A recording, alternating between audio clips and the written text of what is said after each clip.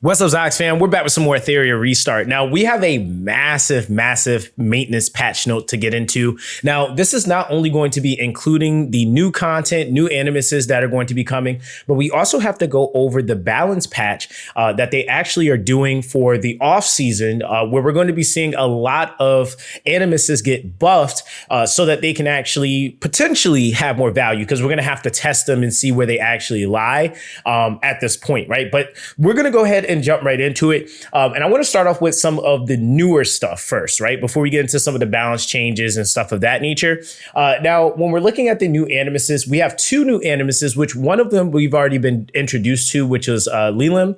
And that's something that, with what we know, this character is going to be able to basically have burst damage and AoE control. So AoE stun, HP damage, immune to CC, which is like kind of insane. But yeah, this character is bringing a ton of value into the game. Now, the next character that we haven't really seen much information on is actually going to be an SR Animus, which is also going to be a disorder Animus called Nell. Now, the reason why this is actually going to be a pretty important Animus is because there's two things that this Animus is doing.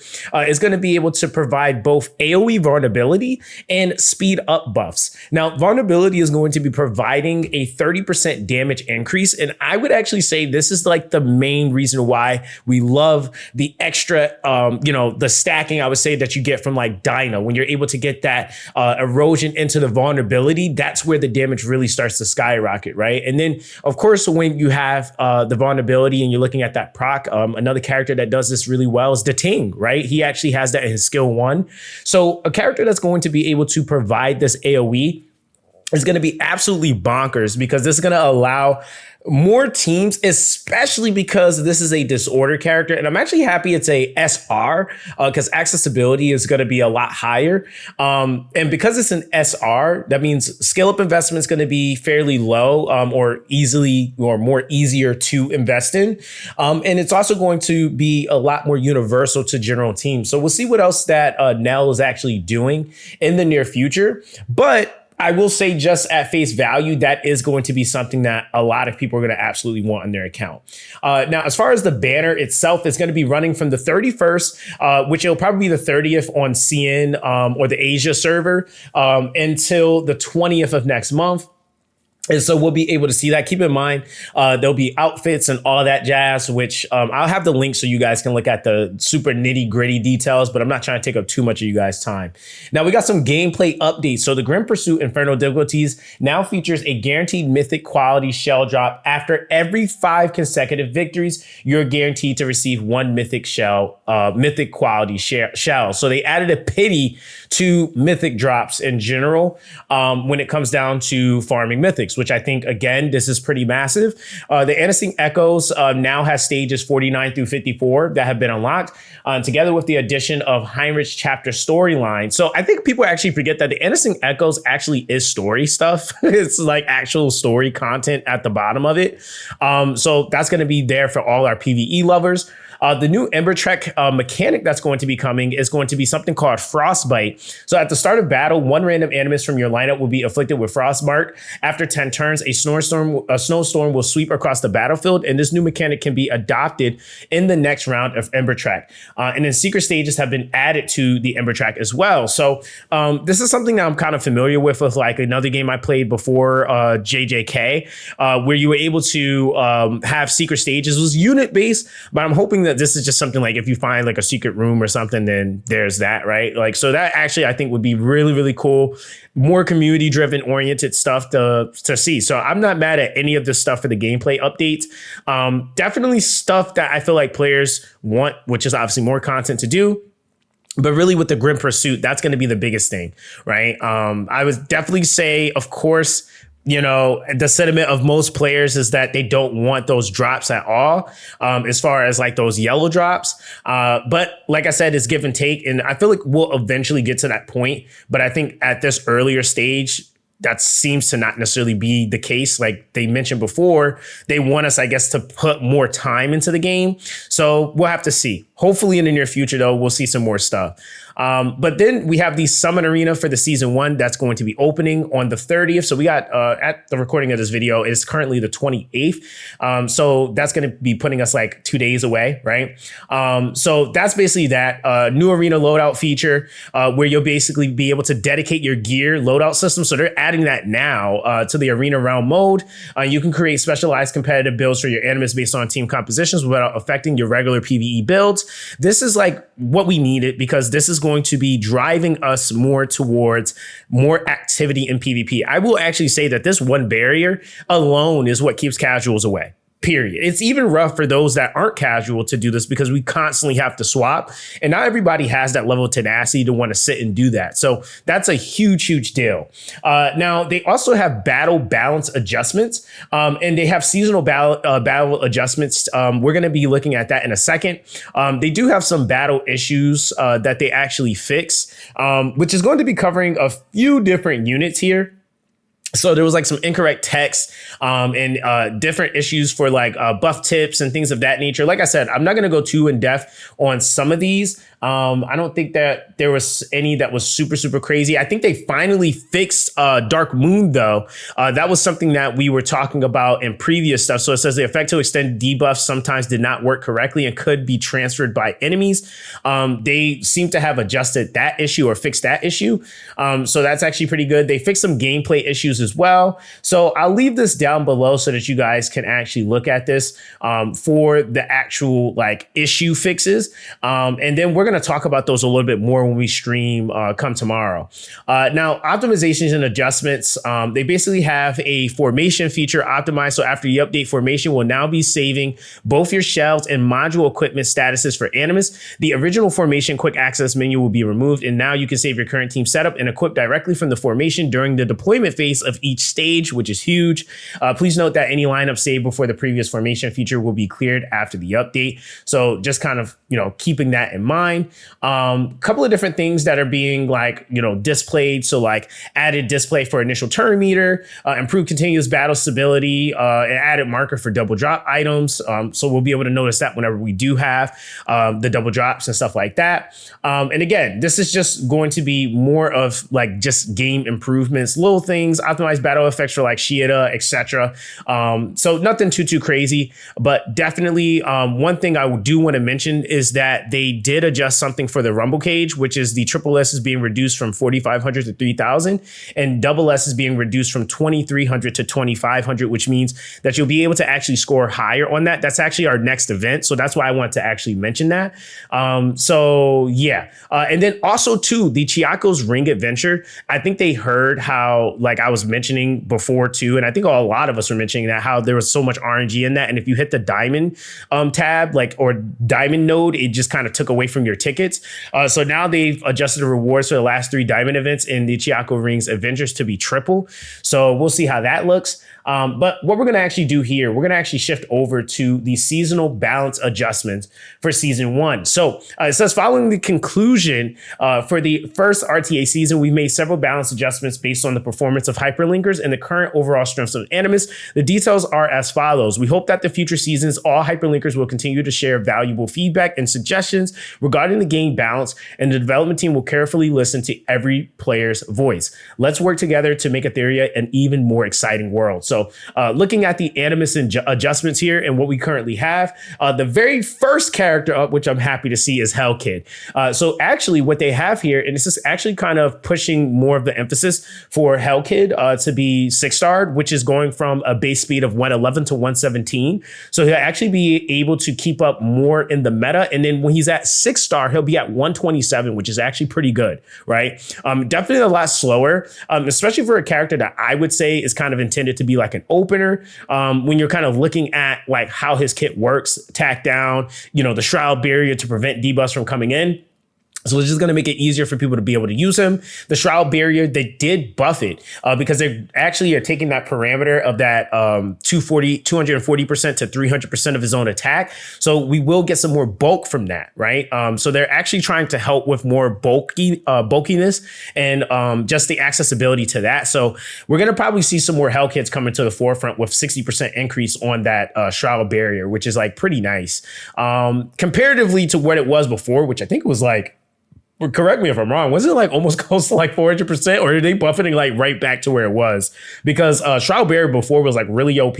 So with the current meta being so heavily emphasizing, Revelation, I think that this actually would be a really, really good thing for the game. Now, what we also have too, going into the second Animus, which is Bamaku Blade Hoden, they're actually increasing his damage. So not only are they increasing his damage, so he goes from 110% to 125% of the damage on his skill 1 for his own defense on that single hit for the 3 hits that he does, but also the chance of him defense breaking is actually increased by an additional 5%, which means that if you have enough accuracy on him, it can go up to potentially 50%, which is like actually really good considering that he can hit 3 times. And so it's almost kind of like making sure that you're almost guaranteeing that he's going to be reinforcing that defense break, which is pretty huge. Now the execution mode, exclusive passive. So upon entering battle, he's going to, instead of gaining 10% of counter rate, it's going to be 12%, with the percentage going up to 6% final damage for every 500 defense. And so that's what he's basically getting buffed. Nothing else needed to really be adjusted on. His skill 2 was already busted, and his skill 3 was actually really good. So they gave him some more value for him to really have a little bit more oomph in that skill 1, which I'm not mad at all. Chloros is getting a buff. So actually what they decided to do is that for Chloros, his final damage will permanently increase, and it's going from 25% up to 35%. So those that are using him in like their PvE clears for like Terra Matan and stuff like that, he actually is going to be hitting harder. And up to a maximum increase of 100% to now 105%. And if this kills the target, they cannot be revived for the rest of battle. I think that they're doing this so that, one, he ramps faster, but I think they're trying to give him some more limelight in PvP too. Now we also have Rahu getting another buff. And I would actually say Rahu's been like, it performed pretty well across the board. So now he's going to be going from 350% on his skill 1 to 380% of his own defense on that damage, with a now 80% chance to inflict his defense break for 1 turn, which is nuts, right? So that right there, he's basically at cap if you have enough accuracy on him. So that's insane. And then Rahu first grants his allies, and this is with his skill 3, defense up for 2 turns, gains 2 stacks of wrath, and then now will deal 400% of his own defense. So it's going from 360% to 400% defense, which is nuts. And so, yeah, that's actually going to be great. Now, there actually is going to be a buff coming for Ramoka too. This actually is going to make her more consistent.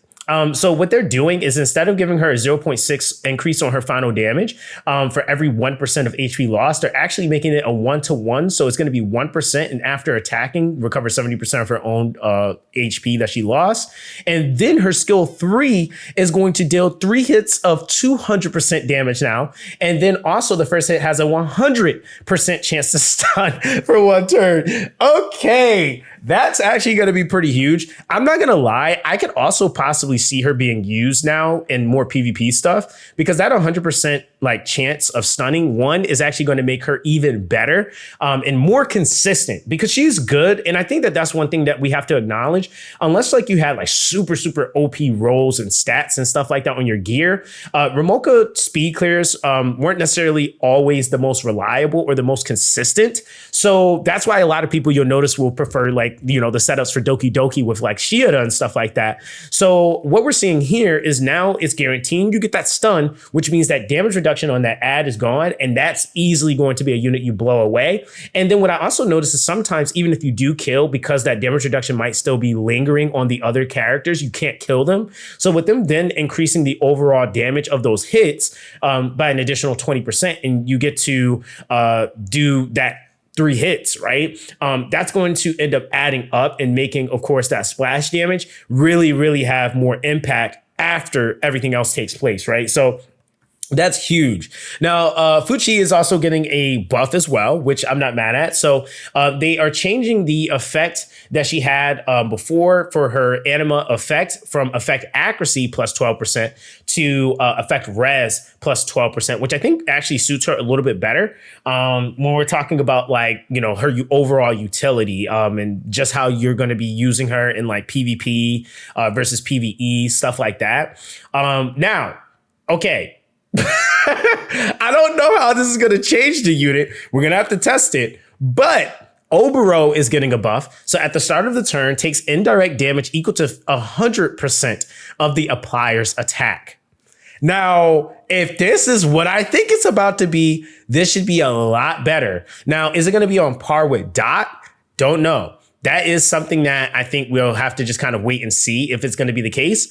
But I'm really honestly hoping that this is much better because I have skill up investment in my Obero, and I also have her what's it called? I also have her 6-star. So yeah, I'm really honestly hoping that this really does make a difference for the bleed proc because the damage and everything else with her is fine. It's the bleeds that just do absolutely nothing. So hopefully that actually increases her value. Thunderbolt Gray is getting a buff as well, where he's now going to be, instead of dealing 120% additional damage, is going to be 160% additional damage. And this is actually going to be making him, I would say, actually more effective in those setups for like those in-game Doki Dokis, which you typically will still see him in like those slower comps or average ran time comps and stuff like that. So that's going to be really nice for his skill 3. Illusion Reality Chiaki, which is the red Chiaki, she's going to be having it to where now she can grant 3 stacks of Origami Guardian to each target that lasts 5 turns, which is going to just mean that you have more chances to have that damage reduction proc. I was giving her a little bit more value, and this is really going to help a ton in things like Aurora, which is a pretty big deal. So that 1 stack does make a difference, a lot, to be honest, right? Now, we also have Wild Rampaging Ren. This is actually a really, really nice buff. Now, the reason why this is because I personally was testing Ren on Shadow Flame Hoyan. And one of the things I was running into was just, it didn't feel like she was tanking enough, but it also didn't feel like she was able to get this ability off consistently to where she was able to like facilitate keeping the team alive with the taunt. So now what they've done is they've increased this an extra 30% to 300% of her own defense on the scaling, which is nuts if you actually invest in the defense, because 270 was quite a bit. But even more importantly, they're taking this down from 4 turns to 3 turns, which is absolutely chef's kiss, because I'm telling you right now, that actually is going to put her in the sweet spot of being able to taunt and shield properly, which I actually think that this is going to give her more value in the content like Shadow Flame Hoyan as a taunter, and just even as a taunt investment unit, even when we're talking about things like PvP and stuff like that too. Now, Sutimo is also getting a buff because he was a little lackluster, but my boy now can do 200% damage instead of 160% on his skill 2. And each hit then now has an 80% chance of stealing 1 random buff on the target. Now, one thing that I will say Sutimo actually does hit really hard. So this is just making him hit even harder, because then on top of that, the skill 3 is going to be dealing 280% damage to a single enemy. And if the final hit has a crit, there's a 100% chance to inflict that wound and that buff block for 2 turns. So we're definitely seeing him get a little bit more emphasis as a single target damage dealer, which I think is actually going to be really nice. Now, what I'm hoping is, what I would have liked to see is maybe his AI emphasizes skill 2 more, because that is like as far as like his first ability, because that's his first, like I would say the first thing you kind of want to do is like stripping buffs so that you can inflict wound, buff block, stuff like that. But we'll have to just kind of see. I'm not sure if any mechanics or AI change with this character, but it doesn't state that, unfortunately. Now, with the SR, the boy Dimension Marvel, they actually did something that I didn't think they were going to do, which I think was a little bit harsh. Not that he wasn't used. I think people did use him somewhat, but not really much. They reduced the cooldown of his skill 3 from 5 to 4 turns. So that's actually going to make him much more usable, because to be honest, like as is, he also didn't work on like Codex of Magic, because Codex of Magic is also every 8 turns. So it just off-put him. If you want to run him on something like that, now you can, because it's every 8 turns. And that 5th turn, that 1 extra turn would just kind of throw off that. And this also just makes him more usable in generalized content, because that 1 turn can make or break a run, or even just a difference in whether or not you get enough utility out of that pushback from that skill 3. So I think that that's actually like something that's huge for him. And I think it would definitely get some more play in the game now. Now, Mizuki is getting a buff. So now she's going from 107 to 110 base speed, and can reach up to 120 when she's at 6 stars. Her skill 1 is being boosted by an additional 60% of her own defense. And then on top of that, you can dispel 1 buff from the target that she hits. They're actually buffing, which I'm really surprised. And I know Barco's going to be happy. They're buffing freaking Sybil for no reason. reason. She was already doing stuff. But hey, they said we're just gonna make her do more. So we're gonna buff her by 20% on her damage and her skill 2, which is nuts. So she's at 120%. And then her skill 3 is now going to be 110% damage. And then also now she's gonna have a 60% chance to inflict that defense break for 2 turns. Researcher number 41 is actually kind of sort of back in play now, because she's now being buffed back up to now being able to have a 25% increase on the turn meter and then granting that attack up buff for 2 turns. And then with our very last one here, and I'm so freaking happy they heard me. Dude, this is like the literal complaint I had. I was like, dude, Kachi would be so OP and so consistent if he was at a 50% chance to land his stun. And now he's going to be able to hit Cap with enough, with like the 200% accuracy marker. So he's going from 35% to 50% chance to inflict stun for 1 turn. I'm not going to lie, guys. These buffs are absolutely bonkers. Like, these are actually some really solid buffs. I think this is going to be helping quite a bit with counteracting some of the meta that we currently have, in terms of, and even just like, not even just so much the meta. Let's scrap that. Making units actually usable, right? Like, I think that that's been the biggest gripe that a lot of players have had. A lot of these changes are going to make a lot of units that people were either not really using or weren't getting as much value out of. Now they're going to be able to get more value out of them. That Kachi one is such a big one for me because I love using Kachi, and him being at that 50% chance versus 35% is game changing. That is huge. So now, outside of that, let me know what you guys think about the character adjustments. I know that, you know, there's probably some that some people would have liked to see, but if I'm just being honest, that actually was a really, really good roundup of characters that they threw into there. So we'll see in the next, you know, round of this, what they might do, right? So I will say I got to commend them on this. Pretty solid adjustments to some of these characters. Now, shell adjustments, okay? So they changed the below list of final effects of Awakening Shell effects. Revelation. They did it. Okay, they did it. They did it. And this was the thing I was just wondering if they were going to do. Implementing effect in PvP modes. Revelation will be affected by the Etheria effect. This is smart. This is really smart. Protection field, reducing damage dealt by 30%. All right. So what does this mean? Is Revelation still going to be effective? Yes. But are people going to want to abuse it? No. And I feel like the thing with this too is that because they aren't affecting, or it's not going to affect PvE, it's not wasting the investment in those revelations. You can still use them and still be abusive in PvE. You just can't be abusive and oppressive in PvP. Okay. Now, does this mean that more builds are going to be starting to open up? Yes. Are people still going to use Revelation? Yes. Like, I don't see them not using Revelation. Now, I will say we're going to have to see how this 30% damage dealt fails, right? But I think that for what it's worth, with how many Revelations were being used up until what you're talking about, like the 5% within like the ELO for EWS ranks, this is definitely going to get more people into PvP, I personally feel. And it's just going to, again, still allow them to get the utility that they need in PvE, which I think is great. So I got to say, I didn't think they were going to do it. they did it. So there we go. That answers the question of whether or not we're going to actually be able to have a separation of PvE and PvP, which I'm actually really excited about, because this means that now that is an option. Whereas before, we didn't know if that was even an option because we never had it, or it never was even brought to the table as a possibility, which again is why I feel like there needs to be more communication. But that's that. All right. So Golden Lion is getting a buff because Golden Lion is one of the most underused mythic animuses in or mythic shells in the game, period. So when the host animus uses a skill one time or skill one twice, increases the host final damage, now is going to be 8%. The effect accuracy goes up to 50% with a maximum stacks reduced from 8 to 5, and hyperlinkers accumulate stacks faster. So that's basically what they're doing there to make that have more benefit. So I have to personally test that. I think that is going to be pretty good, but I definitely have to test that and see what variances we get from that. Now, general adjustments. So all shell skills will no longer be considered skill 1. Any effects that target or interact with skill 1 will no longer apply to the shell skills. Okay. Okay, so that's kind of an adjustment. That's definitely an adjustment.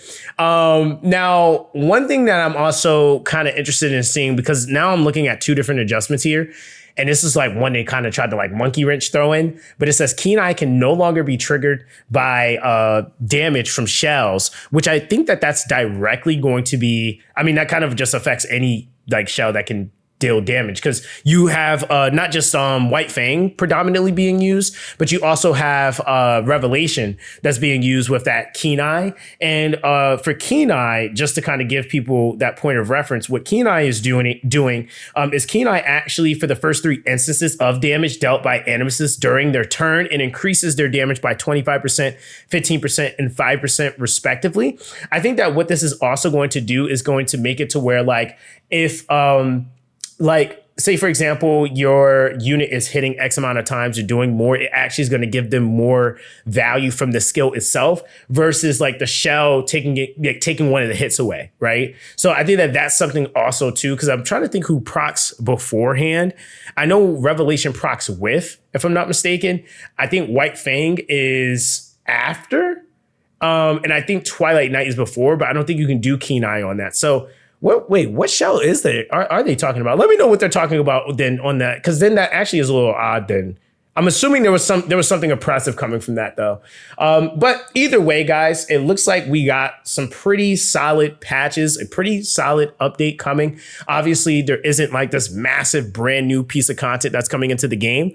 But what I will say is that this is definitely looking up in terms of direction of units being balanced and buffed. I'm glad to see a lot of units that weren't getting love, or units that were feeling like kind of one-trick ponies getting some love as well, so that they have a little bit more impact in their respective jobs.